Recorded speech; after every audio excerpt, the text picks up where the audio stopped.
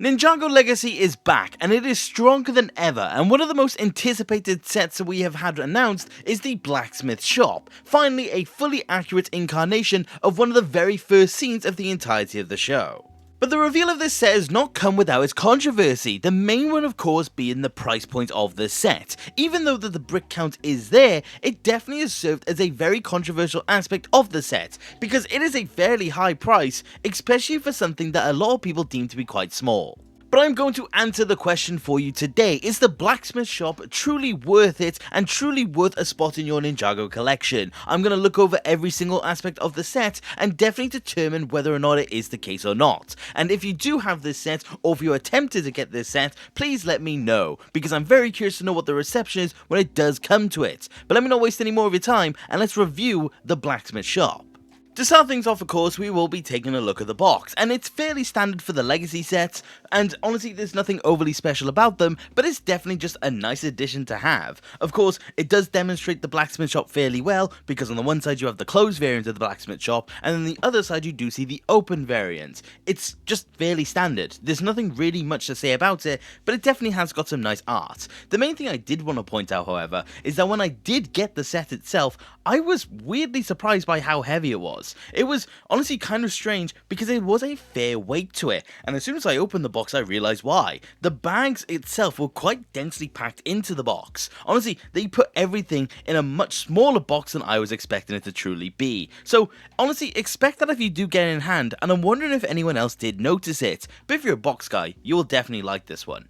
I also do want to show off the instruction booklet, because whilst it doesn't show the minifigure comparisons like how the minifigure display actually had, this one does show a couple of the references, and I will point out all of the references within this video, but it does go to show that these booklets are taking an extra step to give some really fun insight, and honestly, this is in my opinion what Legacy is all about. Telling us where these references are and what they truly mean is a really cool way to point it out to fans who may not pick up on the really subtle ones. So I do like this one, and I thought I would show it off. Fair play, I do like these booklets. But to finally move on to the main build itself, I have to say that whilst you could debate as to whether or not this is the most detailed Ninjago set you've ever had, I have to say that this is by far one of the most detailed ones we've ever had, at least in the list. What you've got in front of you is one of the most detailed little pieces that I think we've ever seen. This set is absolutely beautiful from every single angle. You can see the amount of love, the amount of thought, and the amount of details that are put into every single stud that you do see on screen. Honestly, I am very shocked because typically speaking these sets do have angles that are sacrificed, but it feels like there was no expense spared here. Even going to the back of this set, you can see that they just continued on with giving all the detail possible. The fact that you can display this set from the back if you truly wanted is absolutely incredible to me. You can see that they carried on with all of the fauna, all of the nature, all of the rock formations. You even have a ventilation on the back of the build. This is something so unprecedented for Ninjago sets and LEGO sets in general. The fact that this is completely enclosed I think is absolutely fantastic. And honestly, it's just something that I kind of wish we got to see more, because the detail is just so appreciated here, and even some of my favourite sets we've ever had from the show, or even from the movie, such as the Temple of Ultimate Doom, do suffer from the empty back, so it's just such a refreshing thing to see it here. The last angle from the outside that I haven't shown so far is this side here, and you can actually see that there is a sign that has the no person walking on, and this is a reference to the 4th episode of the show where Lloyd and Pythor are causing mischief. This is such a very nice little reference and such a nice little nod that was completely unnecessary to the set, but the thing is that they included it anyways, and it's just those little bits and pieces that really do make this line one of the best things we've ever seen within the show. I really do think these are just some perfect references that are just such a nice little touch for Ninjago fans, and just definitely does add a lot of value to me. I would honestly say that the only downside of the exterior is actually the roof itself. The thing is that it's a fairly simple design, there's nothing overly interesting, you could argue that it's fairly blocky in nature. The thing is though, is that I don't overly mind this, and it just simply accomplishes what it was set out to do. It is fairly accurate to the original design of the Blacksmith Shop in of itself, so I don't think it's necessarily a problem whatsoever. But honestly, if you do take issue with it, I do understand, because the rest of the build is a lot more detailed. But I do just have to say that I really think the exterior is basically perfect. I think the roof is honestly just a bit of a nitpick because it does go together fairly well and definitely does complete the look. There really, in my opinion, is no issue with this outside. I think they just really nailed it and I have to give my respect to them for it. The other thing I did notice is the fact that this version of the blacksmith shop is specifically inspired off of the early versions of the blacksmith. The thing is that in later iterations of Ninjago, you will see a callback to the blacksmith shop. The main one I'm thinking about in this instance is in Dragon's Rising. In that one though, there's an additional compartment onto the building itself that would have been on the left of the build, but the thing is that it's not on this one, so this one is directly inspired off of its original counterpart, and I definitely do like that one, and it definitely does add to the flair of it and the appreciation for legacy. But apart from that, let's finally open up the inside. When you do split open this build and also remove a section of the roof that's designed to come off, you will be greeted by most of, if not more detailed aesthetics when it does come to the set. You can see a continuation of this very specific build theme and I have nothing but respect for it. The main thing that does stand out to me is this floor piece by here, which has been noted by the designers to be something that they did want to get right specifically. This is directly inspired off of the show and is a fairly good recreation of what we actually do see within the show. Honestly, this floor design is absolutely stunning looking, and when you do build the set, you will build it as a block and you will slot it into the floor. It is such a satisfying aspect of the build and definitely does have a good result. This is a standout of the opened up section, and I really can't get over how good it does truly look. To stick to this side of the blacksmith, you will note so many different little references, so many different notes that do feel really cool to actually see. For one, you actually do get to see a gong, for example, that was referenced within Season 7, and it's the reason Kai finds out that his parents are still alive. Seeing this added in, it's a very simple detail, and definitely one I do appreciate. But you do take a look, and there is so much more to truly see. If you do look up from the gong, you will find a samurai helmet, and not the Samurai X helmet that you've probably already seen. This is just a standard helmet that's just sat up there, and it's a reference to the pilots when Kai armors up to fight the Skulkin. It is one of those little subtle nods that I do think is really cool to actually see, and something that's just unnecessary to the set, but having it in there really does add a lot more to it. Of course, I'm not going to gloss over the fact that all of the blacksmith equipment is here as well. They are some really nice little pieces and definitely does add to the whole aesthetic. Of course, it is necessary considering what the place is, and it's where one of the first moments of the scene truly is, but the thing is that it's one of those little details that is nice to actually have there, but if it was missing, you would sorely miss it. It's just nice to see that they really put a lot of effort in and definitely took a lot of moments to make sure that this thing was laid out correctly. I save this part for now because the mechanism for it is actually on the inside as well. There's a little node that you could push on that actually does lead to the front sign for 4 weapons, and if you do push it, it does pop off the sign, and it does reveal a certain little thing. And that is the map that actually does lead to the golden weapons. They have left this in here and it's definitely very nice to actually see. This is an artifact of Ninjago that not a lot of people would own. As far as I'm aware, it is in the original blacksmith shop, and that is very nice to truly have. But the thing is that having a modernized way to actually get this thing is really cool to see, and definitely a detail that would have felt like it was missing if they didn't have it. So again, high respect to LEGO for including this one, and definitely a good addition to any Ninjago collection. But to move over to the other side of the set itself, we will look at the other section of the blacksmith. Of course, the main aspect of this side is the bed. This is something that we've only actually seen on a certain few angles, and the main one I can think of is the mini-movies from 2011. But the fact is that they have left this bed in there, and it looks really good. I really appreciate this nod to detail. Of course, the ladders going up to the attic is missing, but that is a heavy nitpick, and I honestly don't care that they didn't leave that in. I really like how things looked, and the thing is that the loss of the steps actually did lead to some other really cool references. The first reference in here is of course the armor. This is to pair up with the helmet that Kai uses, and it is just another nice detail. This is an armor piece that we very rarely get within the Ninjago space, so to have a way to get it within this theme is really cool to see, and it is personally my first time actually having this armor, so it's really nice to have it, and I definitely do appreciate it, especially because it is a reference. After that, you do see the two paintings on the wall. The one on the left is canonical to the show, but I can't really tell you what it actually is, and it isn't documented as a reference in any capacity. But of course, to the right of it is the Ray and Maya photo that we did get in Day of the Departed. It's really cool that this is a piece that we now have. I really like it. I like the appreciation to detail. I like the fact that it's fairly accurate as well to the one that we do see in the show. It's a nice one and is the direct benefit of not having the stairs. Honestly, the fact that we do have this is a very nice one to truly have. And then the last one here, of course, is a blade, a double-sided blade that's meant to represent the fusion blade from Season 7. It's the silver variant,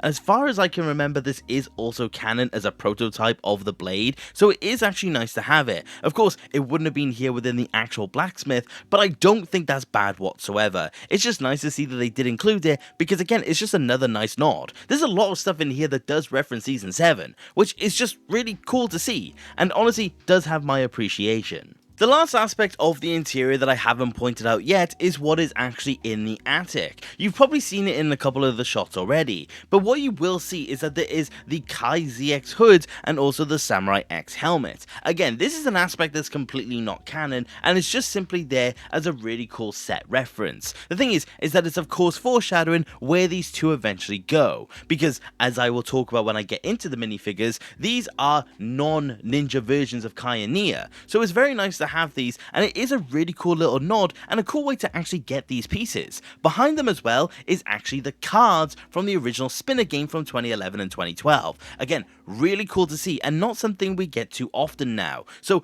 it's just another really fun thing to have, and I love that as well. But honestly, it's a really nice way to fill the attic and just looks really cool in general. But that is the interior, and that is, for the most part, what you'll actually find when you're looking inside of the set. And I have to say, it's just so good and so jam-packed with life. There's just so much in here that I really do love to see, and definitely it feels like there was no expense spares. It feels like everything was truly packed in here as a love letter to Ninjago fans, and I just really like that fact. But when you just close it all up and you look at it all from afar, you really just have this solid build that just feels like someone who truly appreciated the location did actually create it.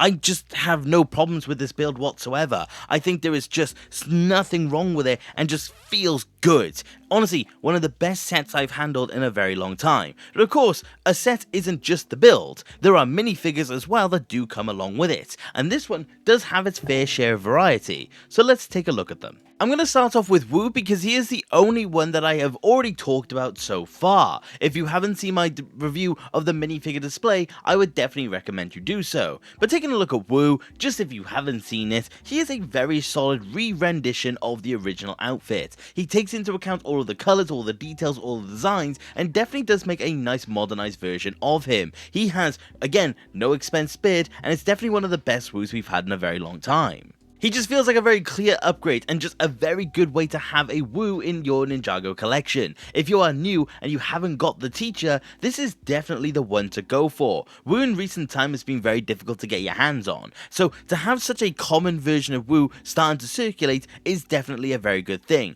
and I am all for this minifigure, and I definitely think it's one of the best ones that we have had. The second minifigure we're going to take a look at is actually Blacksmith Kai, and we have had a Blacksmith Kai before, but this one in my opinion is definitely much better and a much more accurate version of the character. This one looks really cool, and I definitely do think there's a lot of good to actually have in this one if you haven't got one already. He looks brilliant if you do add his accessories, it definitely does complete the feel. Of course, he is not a ninja at this point. You wouldn't want him to have the Sword of Fire. You wouldn't want him to have any sort of weapon in particular, he merely makes them. And I do think it's a very nice detail to actually have. I will say as well, you could have argued to give him the Sword of Fire because of what we see in endings, but I don't think it was overly necessary. The other thing I do know a lot of people have pointed out is of course the headband hair. But the thing is that I just don't mind it. I don't take much of an issue with headband hair. I don't think it's much of a crime against humanity. I do miss the old hair, granted. But the thing is that as someone who does have both, I really don't mind. But the thing is that I definitely understand why people don't like it. It's just still a good minifigure. And I think that is just it. I don't think Blacksmith Kai is a minifigure that you would obviously go out of your way to get, but the thing is that once you do have him, you do realize he is a very fun one to actually have. I don't think this is a minifigure you should pass up on or think is not worth the price. It's just really cool to see, and of course it is the first time we actually see him, so I like this Kai and definitely does get a thumbs up from me.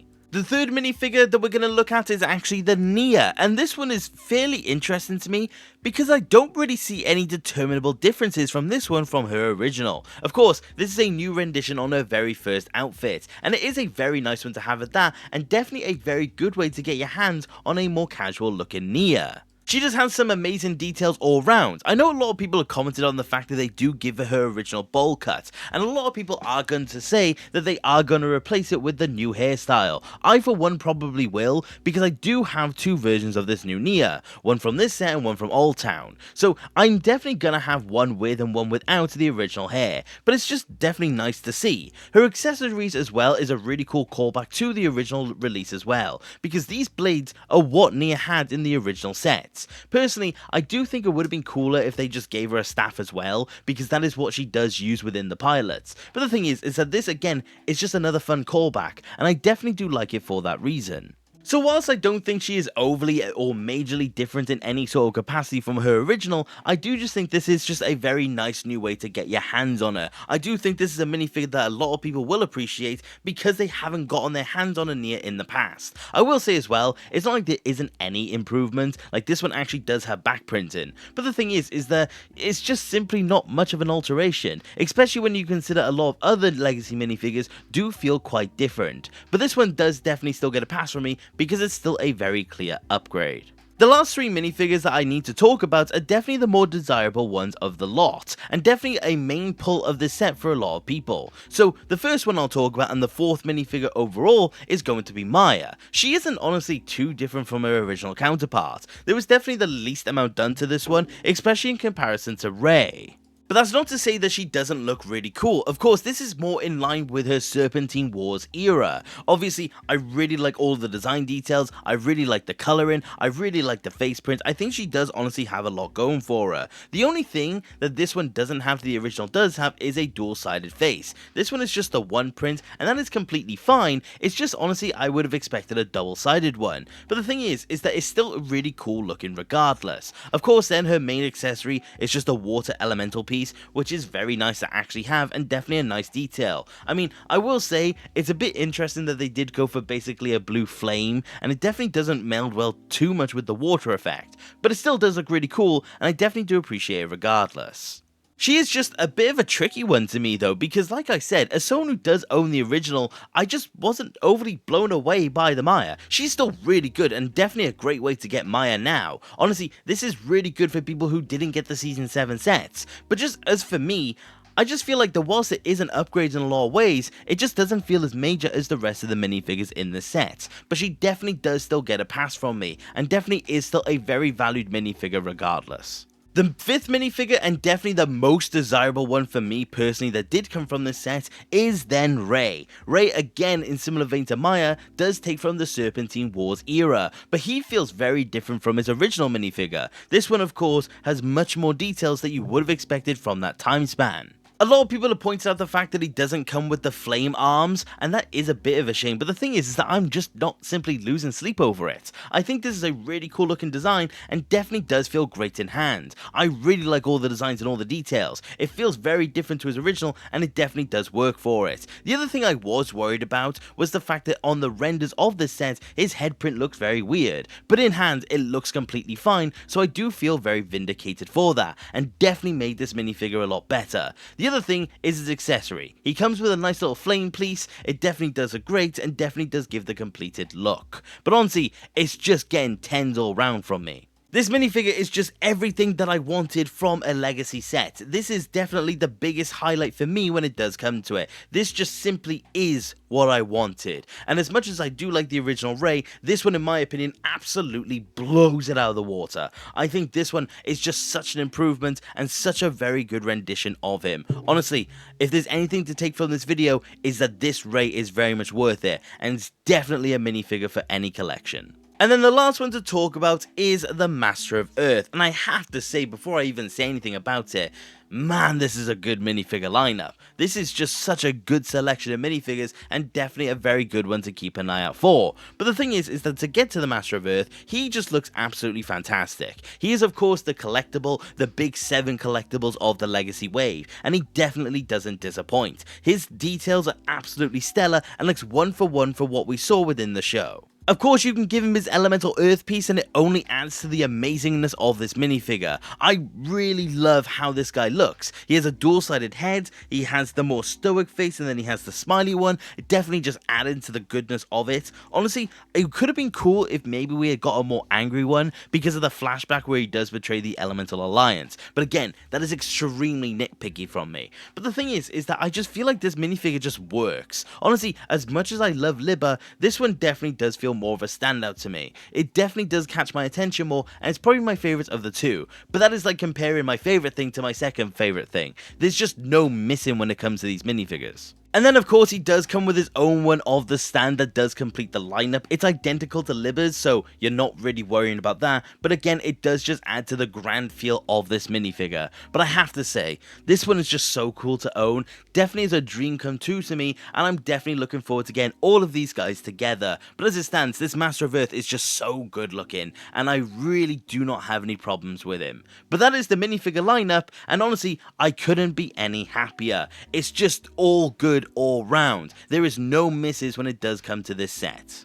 Of course, the minifigure display set is a massive standout for the fact that it does have all of the ninja in a very cheap set, but I do have to say, as much as this one is a smaller roster of characters, I really can't be any happier when it does come to the selection. I think that there is just no loose ends, there's no bloat, there's no nothing. It is just flat exactly what you want, and there it is. Honestly, I just really appreciate this, and definitely is the icing on the cake to such a stellar build. But that's the thing, that is everything when it does come to the blacksmith shop. That is every single aspect of it covered, and it does lead to the all-important question. Is it worth the asking price? I know a lot of people who are waiting for this thing to be on discount, and I'm going to be perfectly honest, and I will get this out the way, if it's on discount, get it. If you haven't had it already, that is definitely the time to get it. But honestly, taking a look at it full price, I honestly do still think it's worth it. Yes, you can comment about the size, yes, you can comment about how it has less minifigures, but the thing is that you are getting so much for this price point. You are getting such a dense, articulated build that really does have everything going for it. Yes, it does look small in comparison, and there are definitely bigger sets for this price point, but you won't get the detail. You won't get the amazing little aspects that every nook and cranny of this set truly has. You won't get all of the amazing little aspects of this set in any other set of this price point. It is truly something to be commended, and I'm going to be perfectly honest, one of the things about it being too small, I really don't agree with. If you get this set in hand and you look at the proportions in hand, especially in comparison to the minifigures, you will definitely note that this is the perfect size. I don't think you could have gotten a more perfect size than this one, and to that I do commend it. And I do think that is the ultimate takeaway. If you're on the fence about this set, I would say pick it up. I think if you are considering it, I would say pick it up. I think if there's anything beyond the point of you just flat out not wanting it, pick it up. I think this is honestly one of the best values for the size. I think this is one of the best values that we've seen in a very long time, and I think you will just have a lot of fun with it. Not only just when it's complete, it's just a very fun build in general. I think honestly this set has absolutely everything going for it. There are arguments, like I said, and no set is completely perfect. You can point out nitpicks with this set, and if you do have them, I would love to hear them. But I really do think this is a good set, and I think it's a very special one at that, and for that reason, I wholeheartedly recommend it. But let me know, are you picking up this set? Are you not picking up this set? Do you like it? Do you dislike it? I would love to know your thoughts on this set. And of course, Old Town is coming soon. I just need to finish building it. But the thing is that I would just like to hear your thoughts on any Legacy set in general, and also the Season 4 sets. But as of now, that is about it for today, you guys. And thank you very much for watching, and I do hope you enjoyed. And if you did, please consider subscribing. And if you do want to support the channel any further, you could join the channel members on screen. Thank you very much to the Eternal Legend, Grandmaster Sensei 28208. But like I said, that's about it for today, you guys. And thank you very much for watching, and take care. And I'm going to go build Old Town. Okay,